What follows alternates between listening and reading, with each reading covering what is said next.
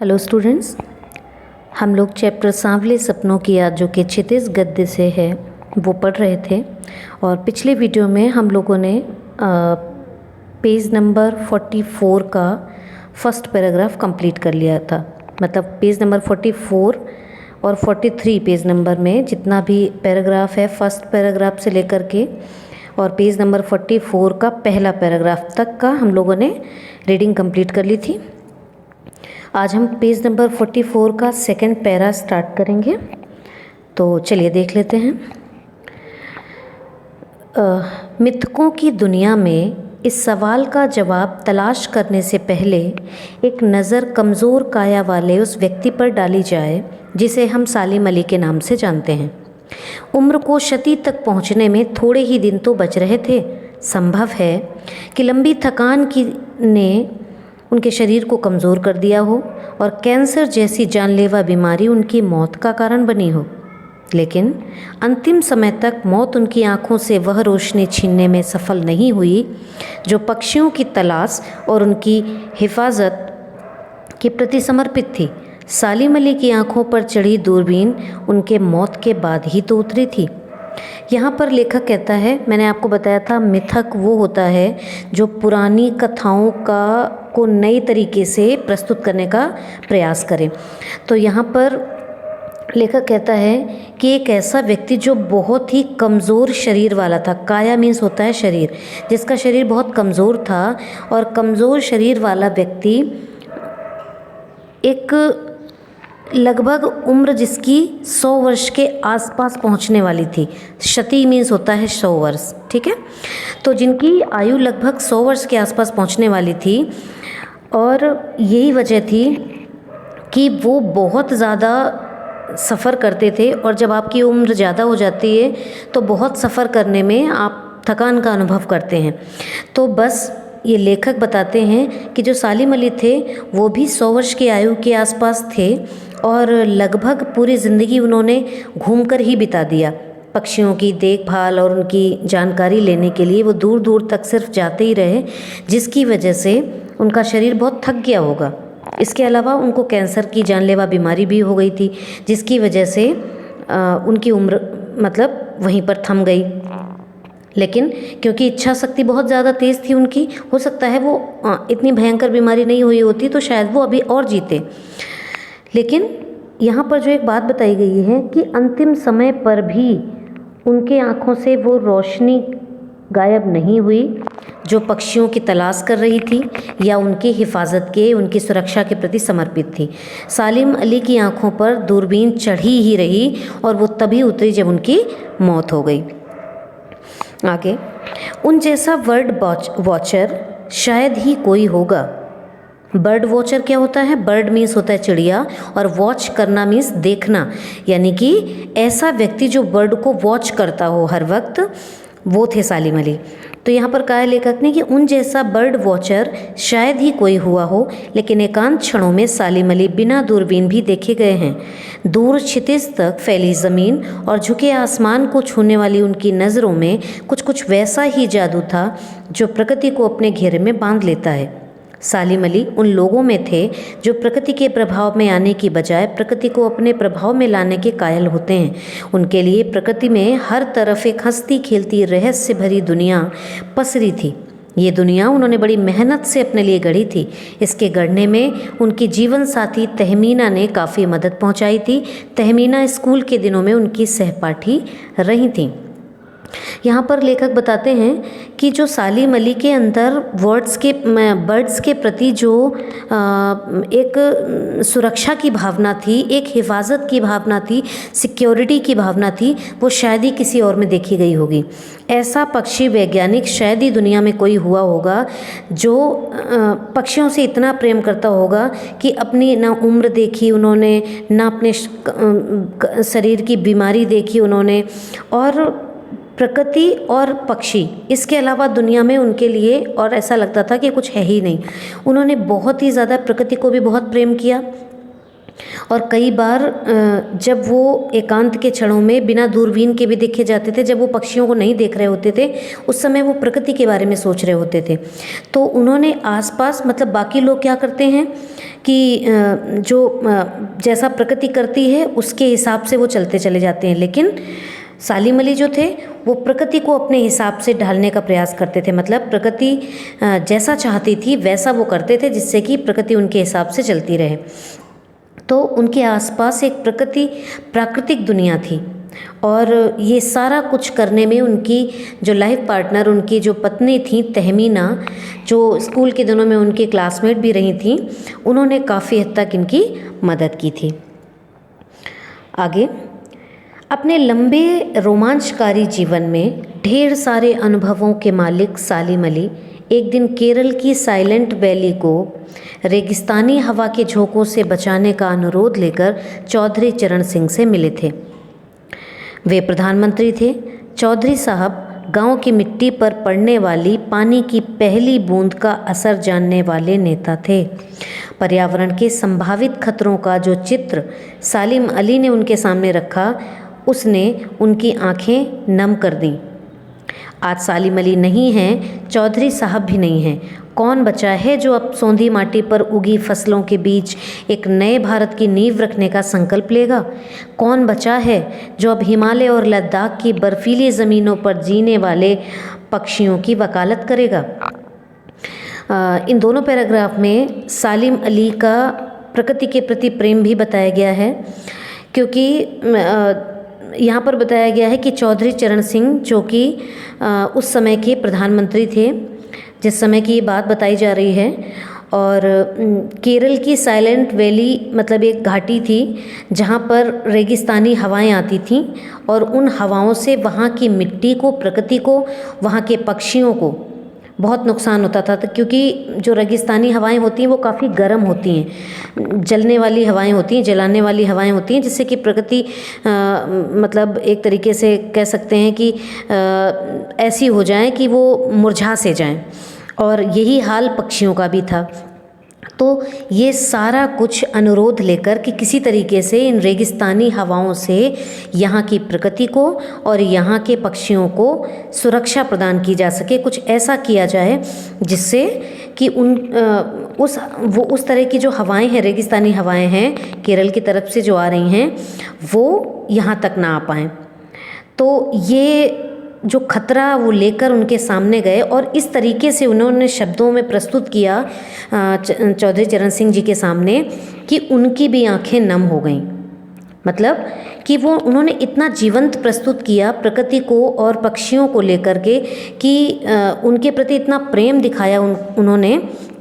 और क्योंकि चौधरी चरण सिंह जी भी एक गांव से ही बिलोंग करते थे, गांव में ही पैदा हुए एक व्यक्ति थे, इसलिए वो बहुत अच्छे से समझ सकते थे कि प्रकृति क्या होती है और प्राकृतिक नज़ारा क्या होता है, उनकी सुरक्षा क्या होती है। तो ये सारी चीज़ें जो है वो उनके सामने उन्होंने जाकर रखी। आज सालिम अली भी नहीं हैं, चौधरी साहब भी नहीं हैं, दोनों ही इस दुनिया में नहीं हैं। तो लेखक परेशान है इस बात से कि आखिर अब कौन बचा है जो वहाँ की जो मिट्टी है, वहाँ पर जो फसलें उगेंगी, वहाँ की सुरक्षा करने के बारे में कौन है जो चिंता करेगा? कौन है जो वहाँ की हिमालय और लद्दाख की बर्फीली ज़मीनों पर जीने वाले पक्षियों की वकालत करेगा? मतलब उनके लिए उनकी बर्फीली सर्दी ज़्यादा ना उनको परेशान करे, उसके लिए कौन है जो सिफारिश करेगा जा कर के उनकी सुरक्षा की? क्योंकि दोनों ही व्यक्ति इस दुनिया में अब नहीं हैं। सालिम अली ने अपनी आत्मकथा का नाम रखा था फॉल ऑफ ए स्पैरो। मुझे याद आ गया, D.H. लॉरेंस की मौत के बाद लोगों ने उनकी पत्नी फ्रीडा लॉरेंस से अनुरोध किया कि वह अपने पति के बारे में कुछ लिखें। फ्रीडा चाहती तो ढेर सारी बातें अपने पति के बारे में, यानी कि लॉरेंस के बारे में लिख सकती थी, लेकिन उसने कहा, मेरे लिए लॉरेंस के बारे में कुछ लिखना असंभव सा है।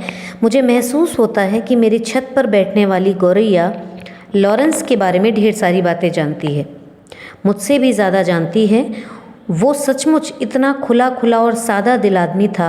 मुमकिन है लॉरेंस मेरी रगों में, मेरी हड्डियों में समाया हो, लेकिन मेरे लिए कितना कठिन है उसके बारे में अपने अनुभवों का शब्दों का जामा पहनाना। मुझे यकीन है कि मेरी छत पर बैठने वाली गौरैया उसके बारे में और हम दोनों ही के बारे में मुझसे ज़्यादा जानकारी रखती है। D.H. लॉरेंस भी एक ऐसे पक्षी वैज्ञानिक थे, एक उपन्यासकार भी थे अंग्रेज़ी के, जो पक्षियों से उतना ही प्रेम करते थे जैसे सालिम अली करते थे। तो यहाँ पर D.H. लॉरेंस के बारे में भी बताया गया है कि जब उनकी मौत हो गई D.H. लॉरेंस की, तो D.H. लॉरेंस यहाँ पर वर्णन इसलिए किया गया है क्योंकि ये भी एक ऐसे व्यक्ति थे जो पक्षियों से बहुत प्रेम करते थे। हालांकि ये एक अंग्रेज़ी उपन्यासकार थे, लेकिन फिर भी पक्षियों से बहुत प्रेम करते थे।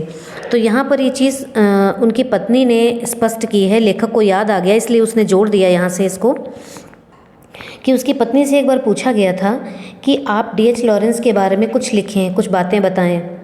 होता है ना, जब व्यक्ति चला जाता है तो उसके परिवारजनों से लोग पूछते हैं कि वो कैसे व्यक्ति थे, क्या करते थे, कैसा व्यवहार था उनका।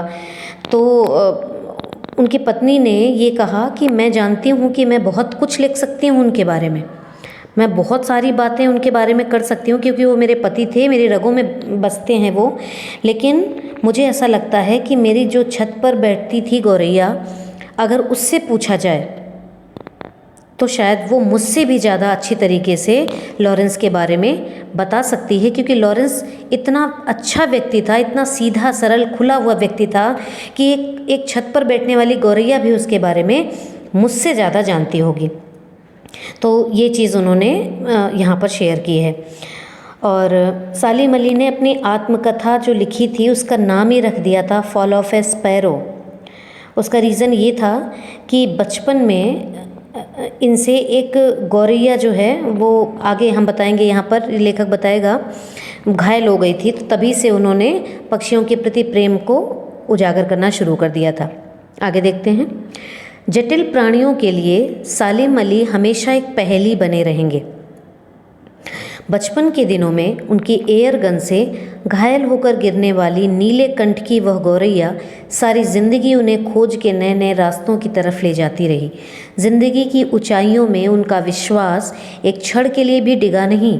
वो लॉरेंस की तरह नैसर्गिक जिंदगी का प्रतिरूप बन गए थे।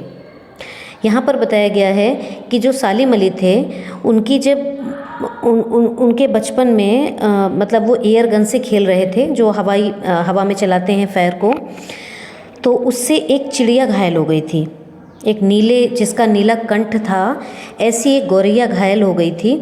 और उस गौरैया के घायल होते ही इनके मन में पक्षियों के प्रति इतना प्रेम उमड़ आया कि इनके मन में पक्षियों के लिए प्रेम भरपूर हो गया। और फिर इसके बाद से ही इन्होंने अपनी ज़िंदगी जो है वो पक्षियों के प्रति ही समर्पित कर दी। अब हमारा अंतिम पैराग्राफ रह गया है, देख लेते हैं। सालिम अली प्रकृति की दुनिया में एक टापू बनने की बजाय अथाह सागर बनकर उभरे थे। जो लोग उनके भ्रमणशील स्वभाव और उनकी यायावरी से परिचित हैं, उन्हें महसूस होता है कि वो आज भी पक्षियों के सुराग में ही निकले हैं और बस अभी गले में लंबी दूरबीन लटकाए अपने खोजपूर्ण नतीजों के साथ लौट आएंगे। जब तक वो नहीं लौटते, क्या उन्हें गया हुआ मान लिया जाए? मेरी आंखें नम हैं, सालिम अली, तुम लौटोगे ना?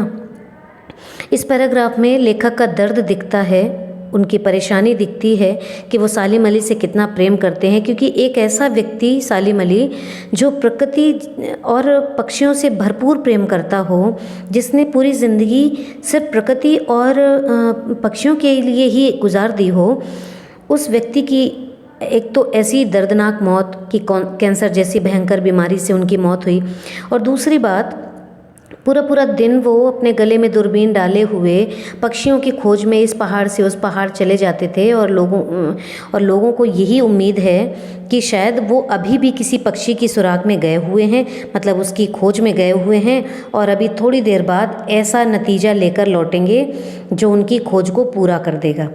यानी कि जिस खोज के लिए वो गए थे उसका नतीजा उन्हें मिल जाएगा। यानी कि जिस पक्षी की खोज के लिए गए थे उसके बारे में वो जानकारी लेकर आ रहे होंगे। सालिम अली को बताया गया है कि वो एक टापू नहीं थे। टापू क्या होता है? पानी के बीच में उभरा हुआ एक ऐसा हिस्सा जहाँ पर जनजीवन हो सकता है जहाँ पर जनजीवन होता है, लोग बाग रहते हैं। लेकिन सालिम अली क्या थे, प्रकृति की दुनिया के टापू नहीं थे, मतलब थोड़ा सा हिस्सा जनजीवन का नहीं था, वो अथाह सागर थे। यानी उनके प्रति उनका जीवन जो है प्रकृति के प्रति पूरा समर्पित था, इसलिए उनको अथाह सागर बनकर कहा गया है। और उनका जो घुमक्कड़ी स्वभाव था, यायावरी भी होता है, घूमने वाले व्यक्ति को कहते हैं जो हमेशा यात्रा करता रहता हो, तो इससे महसूस होता है कि वो आज भी पक्षियों के ही खोज में गए होंगे और शायद वो अभी वापस लौट आएंगे, क्योंकि जब तक वो नहीं लौटते उन्हें गया हुआ नहीं माना जाएगा। लेखक दुखी है और उन्हें याद करते हुए कहता है कि मैं दुखी हूँ सालिम अली, तुम लौटोगे ना। वो इंतज़ार कर रहा है कि शायद सालिम अली अब लौट आएंगे, उनकी खोज ख़त्म हो गई होगी शायद, अब वो अभी भी लौट आएंगे, क्योंकि लेखक इस बात से इनकार करता है कि उनकी मृत्यु हो गई है, अब वो कभी वापस नहीं आएंगे। वो इतना प्रेम करता है सालिम अली से कि वो उनको जाता गया हुआ नहीं मान रहा है। उनको ऐसा लग रहा है कि शायद वो अभी पक्षियों की खोज में गए थे और अभी वापस आ जाएंगे। देखिए बच्चों, मैंने आपको पूरा चैप्टर पढ़ा दिया है, लेकिन अब आपकी बारी है कि आपको इस चैप्टर की रीडिंग बहुत अच्छे से करनी है। जब तक आप रीडिंग नहीं करोगे ना, तब तक शायद चैप्टर को बहुत अच्छे से समझ नहीं पाएंगे। तो एक्सप्लेनेशन के साथ साथ आपका रीडिंग करना बहुत आवश्यक है। इसको रीड करिएगा और उसके बाद ही इसको समझिएगा।